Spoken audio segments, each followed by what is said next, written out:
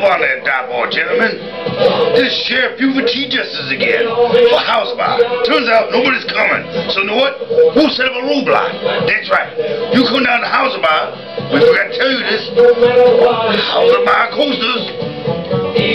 House bar koozies. That's right. Free. Unlike my young son, Junior, whose koozies been poontang around all them showboat fags. Anyways, so the bartender is complaining everything is overfull. He get no place to store anything. And I said, that's because you some bitches couldn't close an umbrella. So anyways, you come down to House of Bar and big screen TV, surround sound, with two beer fridge around the corner always full, and the bartender thinks we're related. No, I told the bartender, there's no way you could have come from my loins.